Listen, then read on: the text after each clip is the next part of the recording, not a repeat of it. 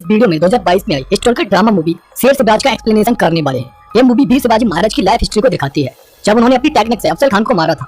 Movie काफी interesting होने वाली है, तो वीडियो को लास्ट तक जरूर देखना। साथ ही चैनल को सब्सक्राइब करके वीडियो को लाइक भी कर देना। तो चलिए बिना किसी देरी की मूवी शुरू करते हैं। मूवी की स्टार्टिंग में हम वीर शिवाजी का बचपन देखते हैं, जहाँ पर उनकी माँ आउट साहब उन्हें हिरण्यकश्यप के वध की कहानी सुना रही होती है, जिससे शिवाजी बहुत इंस्पायर होते हैं और बड़े होकर दुष्टों का संहार करने का प्रण लेते हैं। नेक्स्ट सीन कई साल बाद का दिखाया जाता है, जहाँ हम मिर्जापुर के दरबार में बेगम जान को देख पाते हैं। बेगम जान को उनका सेनापति बताता है कि कमांडर अफजल खान ने मुगल एम्परर औरंगजेब को अरेस्ट कर लिया है और जल्दी वो उसे लेकर आपके कदमों में हाजिर होंगे। सब लोग इस बात की खुशी मना रहे होते हैं कि तभी वहाँ अफजल खान गुस्से में चाबुक के साथ आता है और बेगम जान को बताता है कि उसने बड़ी ही मुश्किलों के बाद औरंगजेब को अपने कब्जे में ले लिया था, पर उनके जनरल खान मोहम्मद ने उनसे दगा करके औरंगजेब को रिहा कर दिया।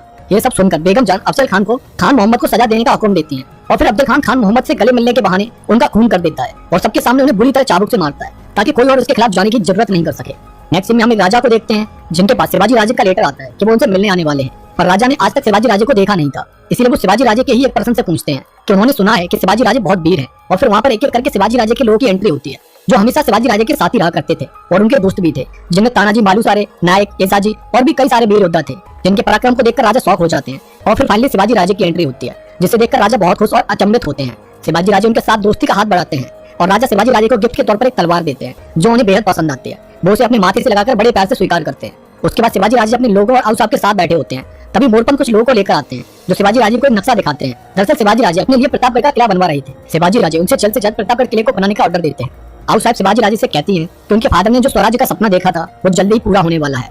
उधर शिवाजी की हर जगह जीत से बीजापुर की बेगम जान परेशान होती है और वो साजी भोसले को अपने दरबार में बुलाकर इंसल्ट करती हैं और अपने बेटे शिवाजी को समझाने के लिए कहती हैं। तब साजी भोसले उनसे कहते हैं कि अगर वो अपने किसी कमांडर से कहकर शिवाजी को इस दरबार में ला सकती है तो वो उन्हें जरूर समझाएंगे। और तब बेगम जान अपने दरबार में सभी से पूछती हैं कि कौन शिवाजी को उनके सामने ला सकता है, पर डर की वजह से कोई भी आगे आने को रेडी नहीं होता। तब अफजल खान उन्हें प्रॉमिस करता है कि वो शिवाजी को जिंदा या मुर्दा उनके सामने लाकर पेश करेगा। दरअसल साजी भोसले और अफजल खान पहले दोस्त हुआ करते थे, मगर अफजल खान ने उनके बड़े बेटे के साथ दगा करके उसे मार दिया था और साजी भोसले को कैद करके आदिल शाही दरबार में पेश किया था। तब से वो यहीं पर कैद थे। मरने से पहले उनके बड़े बेटे ने कहा था कि एक दिन कोई ना कोई उसके वंश से आकर उसका सर्वनाश जरूर करेगा। साजी भोसले अपने एक गुप्तचर को बुलाकर शिवाजी के लिए पैगाम भिजवाते हैं कि अफजल खान अपनी सेना के साथ उन्हें पकड़ने के लिए आ रहा है। उधर बीजापुर की बेगम जान अफजल खान को अकेले में बुलाकर कहती हैं कि उन्हें शिवाजी जिंदा या मुर्दा हर हालत में चाहिए। नेक्स्ट सीन में शिवाजी के लोगों के पास साजी भोसले का पैगाम पहुंच जाता है। वो बताते हैं कि अफजल खान बहुत ही निर्दयी किस्म का इंसान है। उसने कई राज्यों पर हमला करके वहाँ के आदमियों और औरतों को जिंदा काट दिया। वो इंसान के भेष में एक हैवान है।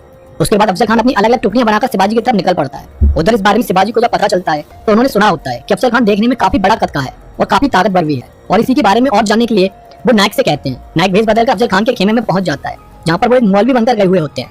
वहाँ पर वो अफजल खान के बारे में थोड़ी बहुत बातें बताते हैं जो उन्होंने अपने गुप्तचरों से पता कर ली थी, जिससे अफजल खान को लगता है कि वो मौलवी सच में देवतुल्य है और उन्हें उसके बारे में सब कुछ पता है। उसके बाद वो अफजल खान के गले लगते हैं, जिससे नायक को उसके कद और आकार के बारे में पता चल जाता है, और इसी तरह वो अलग अलग भेष बदलकर अफजल खान की सेना, हथियारों और तोप के बारे में पता कर लेते हैं और ये सारी जानकारी आकर वो शिवाजी को बता देते हैं, जिससे वो अपने आगे की स्ट्रेटजी रेडी कर सके। उसके बाद नेक्स्ट सीन में कान्हो जी अपने कुछ लोगों के साथ शिवाजी के पास आते हैं और वो बताते हैं कि अफजल खान ने उनसे कहा है कि वो उसका सपोर्ट करें, अदरवाइज वो उनके लोग और उनकी पत्नियों को जिंदा जला देगा। इस पर शिवाजी उनसे उनकी राय पूछने के लिए कहते हैं और अपनी फैमिली की केयर करने का सजेशन भी देते हैं, पर कान्हो जी उनसे कहते हैं कि वो अपनी पूरी फैमिली को स्वराज्य के लिए आउस साहब के चरणों में समर्पित करते हैं और वो उनकी तरफ से अफजल खान से लड़ेंगे। साथ ही बंदर लोग भी शिवाजी महाराज के लिए अपनी जान देने के लिए रेडी होते हैं। और उधर अफजल खान अपनी क्रूरता दिखाई जा रहा था। उसने शिवाजी महाराज के आसपास के राज्यों के मंदिरों को तोड़ दिया था, यहाँ तक कि उसने माँ भवानी की मूर्ति के भी बड़े से हथौड़े से टुकड़े टुकड़े कर दिए थे। और जब इस बारे में शिवाजी महाराज को पता चला तो उन्हें बहुत गुस्सा आया और उन्होंने अपने लोगों से आगे क्या करने का है सजेशन मांगा। तब कुछ ने तो अफजल खान से लड़ने का सजेशन दिया, पर उसकी सेना के आगे मराठा सेना बहुत कम थी, इसलिए कुछ लोगों ने शांति समझौता करने का सजेशन दिया, पर इसके लिए आउस साहब रेडी नहीं थे। वो शिवाजी से कहती हैं कि अफजल खान एक हैवान है, उसके साथ किसी भी तरह का समझौता करना बेकार है। उसने उसके भाई को मारा और पिता को कैदी बना लिया और न जाने कितनी औरतों को जिंदा जला दिया। साथ ही उसने माँ भवानी की मूर्ति तोड़कर बहुत बड़ा पाप किया है, इसलिए उसे माफी नहीं मिल सकती। उसे इन सब पापों की सजा मिलनी ही चाहिए। रात को सोने के बाद शिवाजी के सपने में माँ भवानी आती हैं और वो उनसे कहती हैं कि अफजल खान ने उनके मंदिर तोड़कर बहुत बुरा किया है, इसलिए वो उसे सजा जरूर दे। उनकी सारी शक्तियां उसके साथ है। और फिर नेक्स्ट डे शिवाजी महाराज प्रतापगढ़ चलने का ऑर्डर दे देते हैं, क्योंकि वो वहीं से अफजल खान के अगेंस्ट उसे मारने की रणनीति बनाने वाले थे, और अगर उन्हें युद्ध करना पड़ा तो वो उसी किले से करने वाले थे। वो किला सायदारी के जंगलों में था और अफजल खान को पता था कि वो जंगल शिवाजी के घर की तरह है, वो उन्हें उस जंगल में कभी भी नहीं हरा सकता है। प्रतापगढ़ जाने से पहले शिवाजी अपनी पहले वाली पत्नी साईं के पास आते हैं। दरअसल वो कुछ ईयर से बहुत बीमार चल रही थी और उनकी बीमारी का इलाज संभव नहीं था। वो शिवाजी से कहती हैं कि शायद उनके वापस आने तक वो उन्हें नहीं मिल सके। इस पर शिवाजी थोड़े इमोशनल हो जाते हैं और उनसे कहते हैं कि वो स्वराज के चलते कभी भी उन्हें टाइम ही नहीं दे पाए। आउस साहब जाने से पहले शिवाजी को आशीर्वाद देती हैं और जीत फतह करके लौटने को कहते हैं। उधर प्रतापगढ़ पहुंचने के बाद अफजल खान अपने वजीर कृष्ण जी पंत को शिवाजी के लिए एक संदेश लेकर भेजता है, जिसमें वो कहता है कि वो और साजी भोसले अच्छे मित्र हैं, जिस वजह से शिवाजी उसके भतीजे लगे, और वो चाहता है कि शिवाजी महाराज उससे उसके खेमे में आकर मिले। वो एक बार उन्हें गले से लगाकर सारे गले सबको दूर करना चाहता है। शिवाजी इस बारे में सोचने की बोलकर उन्हें जाने के लिए कहते हैं और अपने लोगों से अपनी टीम तैयार करने के लिए कहते हैं, क्योंकि उन्हें पता था कि अफजल खान जैसा हैवान उनके साथ छल जरूर करेगा।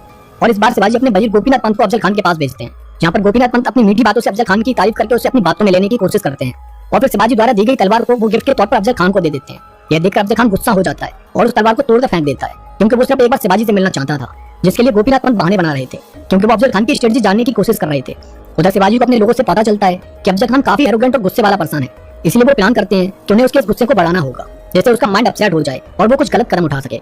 नेक्स्ट सीन में शिवाजी महाराज एक वैद्य से पता करते हैं कि अगर किसी के गुस्से को बूस्ट करना हो तो उन्हें क्या करना चाहिए। तब वो बताते हैं कि उसके लिए उन्हें तेज मसाले वाला भोजन दिया जाना चाहिए, और इसीलिए शिवाजी नायक से आगे का प्लान करने को कहते हैं। नायक एक लड़की को अफजल खान की किचन एरिया में लेकर आता है, जहाँ पर वो बहुत ही डिलीशियस बिरयानी बनाकर लाता है, जो वहाँ के लोगों को बहुत पसंद आती है। और फिर नायक उस लड़की की एक दुख भरी स्टोरी सुनाकर उसे वहाँ पर काम करने के लिए लोगों को मना लेता है, जिससे वो अफजल खान की बिरयानी में तेज मसाले डालकर उसके ईगो और गुस्से को बूस्ट कर सके, जिससे उसकी मत भ्रष्ट हो जाए और वो कोई गलती कर सके। और उधर नेक्स्ट साल में गोपीनाथ पंत अफजल खान से कहते हैं कि शिवाजी उनसे डरते हैं, इसलिए वो उनसे मिलने यहाँ नहीं आ सकते। अगर वो चाहें तो उनसे मिलने प्रतापगढ़ के बॉर्डर पर आ सकते हैं, और इसके लिए गोपीनाथ पंत कृष्णाजी पंत से अफजल खान को समझाने के लिए कहते हैं, क्योंकि अगर अफजल खान शिवाजी से नहीं मिला तो उसने जो 12 बेगम जान को दिया था वो टूट जाएगा, और फिर उसके साथ क्या होगा ये वो अच्छे से जानता था। इसलिए अफजल खान को मजबूरी में शिवाजी से प्रतापगढ़ के बॉर्डर पर ही मिलने के लिए एग्री होना पड़ता है।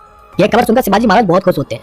नेक्स्ट सीन में कृष्णाजी शिवाजी महाराज के लिए कुछ कवच बनाकर लेकर आते हैं, जिससे तलवार से भेजना मुश्किल था, पर उसका टेस्ट लेने के लिए शिवाजी महाराज उसे अपने बदन पर पहन लेते हैं और फिर तानाजी से अपने ऊपर बार करने को कहते हैं, जिसके लिए तानाजी रेडी नहीं होते हैं, और शिवाजी के ज्यादा कहने पर वो उन पर बार कर देते हैं, और उस कवच की वजह से उन्हें कुछ भी नहीं होता है। यह देखकर वहाँ पर खड़े सारे लोग बहुत खुश होते हैं, मगर तानाजी रोने लगते हैं, क्योंकि उन्होंने शिवाजी पर बार जो किया था वो शिवाजी महाराज से बहुत प्यार करते थे। इस पर शिवाजी महाराज कहते हैं कि उन्हें जितना भरोसा कृष्णा जी के कवच पर था उतना ही भरोसा उनकी तलवार पर भी था। उसके बाद शिवाजी कृष्णा जी से एक ऐसा अस्त्र बनाने के लिए कहते हैं जो देखने में तो बहुत छोटा हो पर मारने के लिए बहुत घातक हो, क्योंकि शिवाजी अफजल खान से मिलते टाइम कोई हथियार तो ले जा नहीं सकते थे, और उन्हें पता था कि अफजल खान उनके साथ छल जरूर करेगा और वो हाथों से उसे मार नहीं सकते, क्योंकि वो शरीर में काफी पावरफुल था। तब काफी देर सोचने के बाद शिवाजी महाराज एक ऐसी अंगूठी रेडी करते हैं जो देखने में बिल्कुल नॉर्मल थी, पर वो तलवार से भी ज्यादा तेज थी।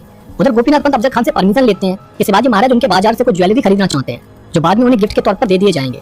अफजल खान इसके लिए परमिशन दे देता है और शिवाजी महाराज कई सारे ज्वेलरी को उनसे खरीद लेते हैं। तभी शिवाजी को अपने लोगों से पता चलता है कि अफजल खान शिवाजी को अरेस्ट करना नहीं चाहता, वो तो उन्हें मारने के लिए यहाँ पर आया है, और इसीलिए ही वो उनसे मिलना चाहता है। उधर शिवाजी की वाइफ साईं की तबीयत बिगड़ने लगती है। वो रोते हुए आऊ साहब से कहती है कि उन्हें इस बात का दुख है कि वो उनकी बहू होकर भी कभी उनकी सेवा नहीं कर पाई, उल्टा उन्होंने ही कई सालों से उनकी केयर की है। वो चाहती हैं कि अगले जन्म में वो उनकी बेटी बनकर पैदा हो, जिससे वो अपने इस ऋण को चुका पाए। साथ ही साईं शिवाजी की दूसरी वाइफ से कहती हैं कि उनके जाने के बाद वो उनके बेटे का अच्छे से ख्याल रखें, और इतना कहकर साईं अपनी आखिरी सांस के साथ इस दुनिया को छोड़कर चली जाते हैं। धन्य है ऐसी बहू जो मरते टाइम भी अपनी सास की सेवा के बारे में सोच रही थी, वरना आजकल की बहुएं तो जीते जी अपने सास ससुर को घर से बाहर ही निकाल देती है, सेवा तो बहुत दूर की बात है। साईं के मरने की खबर जब शिवाजी को पता चलती है तो वो थोड़े इमोशनल हो जाते हैं, पर स्वराज के लिए वो अपने आंसू को छुपाकर अफजल खान से मिलने के लिए रेडी होते हैं। समझौते के अकॉर्डिंग सब 10 सैनिकों को लेकर ही वो दोनों प्रतापगढ़ के बॉर्डर पर बने खेमे तक आ सकते थे। उसके बाद दोनों लोग अपने कुछ चुनिंदा सैनिकों को लेकर खेमे के लिए निकल पड़ते हैं। शिवाजी अपने लोगों को छुपकर नजर रखने के लिए कहते हैं और कुछ भी गलत होने पर अटैक करने की भी अनुमति दे देते हैं। वहाँ से निकलते टाइम कृष्णा जी शिवाजी के पास आते हैं और उन्हें अपना बनाया हुआ कवच पहनने को देते हैं, और साथ में वो अंगूठी वाला हथियार भी। उधर अफजल खान के साथ एक बहुत बड़ा सैनिकों का दस्ता होता है, जिसे पंत जी जंगल में ही रुकने के लिए कहते हैं। पहले तो अफजल खान इसके लिए एग्री नहीं होता, और पंत के ज्यादा कहने पर उन्हें वहीं छोड़कर अपने 10 सैनिकों को लेकर खेमे तक पहुंच जाता है, जहाँ पर उसके साथ सैयद बंडा भी खेमे के अंदर जाता है, जो बहुत खतरनाक सैनिक था। खेमे में अंदर की चकाचौंध देखकर अफजल खान एकदम से शॉक हो जाते हैं, क्योंकि उस खेमे में बहुत सारे हीरे जवाहरात से सजावट की गई थी, जो कि शिवाजी ने खुद अफजल खान के बाजार से ही खरीदे थे, ताकि वो उन्हें देखकर कंफ्यूज हो जाए और उसे लगे कि इनके पास तो बहुत ज्वेलरी है, और ऐसा ही हुआ था। उसके बाद देर होने की वजह से अफजल खान गुस्से में चिल्लाने लगता है कि अभी तक शिवाजी क्यों नहीं आए, और शिवाजी जानबूझकर उसे गुस्सा दिलाने के लिए ही इतना लेट हो रही थी। तभी शिवाजी अपने 10 सैनिकों के साथ टेंट के बाहर आकर ही रुक जाते हैं। वो कहते हैं कि शिवाजी सैयद बंडा के डर की वजह से अंदर नहीं आ रहे हैं। इस पर अफजल खान शिवाजी का मजाक बनाते हुए सैयद बंडा को टेंट के बाहर रहने के लिए कहता है, और फिर शिवाजी महाराज की टेंट के अंदर एंट्री हो जाती है, जहाँ पर वो अफजल खान के किए गए सारे पापों को याद करते हैं, जहाँ उन दोनों के बीच थोड़ी बहुत तीखी बहस भी होती है। और फिर अफजल खान शिवाजी से गले मिलने के लिए कहता है, और शिवाजी जैसे अफजल खान के गले मिलते हैं तो वो उन्हें अपनी बाहों में जकड़ लेता है और फिर अपना चाकू निकालकर उन्हें मारने की कोशिश करता है, पर कृष्णा जी के कवच की वजह से वो उन्हें मार नहीं पाता है। और फिर शिवाजी महाराज अपने अंगूठी वाले हथियार से अफजल खान का पेट चीर देते हैं, जिससे अफजल खान मौत के बहुत करीब पहुंच जाता है। तभी वहाँ सैयद बंडा आकर शिवाजी महाराज पर अटैक कर देता है, और शिवाजी महाराज का एक सैनिक आकर सैयद बंडा का हाथ काट देता है, और शिवाजी महाराज वहाँ से निकलने लगते हैं। बाहर निकलते ही कृष्णा जी पंत आकर शिवाजी पर अटैक करने की कोशिश करते हैं, और शिवाजी महाराज की तलवार से वो मारे जाते हैं। और उसके बाद शिवाजी महाराज की छुपी हुई आर्मी अफजल खान की आर्मी पर अटैक कर देती है, और उनके पराक्रम के आगे वो लोग रेड बूटी छोड़कर भाग जाते हैं, और इस तरह शिवाजी महाराज की एक और जीत फतेह हो जाती है। शिवाजी महाराज आऊ साहब के लिए गिफ्ट के तौर पर अफजल खान का कटा हुआ सर भेजते हैं, जिसे देखकर आऊ साहब को सुकून मिलता है, और वो शिवाजी को अपना बेटा कहते हुए प्राउड महसूस करने लगते हैं। और उसके बाद शिवाजी महाराज कई जगहों पर अपनी जीत का परचम लहराने लगते हैं। और इसी के साथ इस मूवी की भी एंडिंग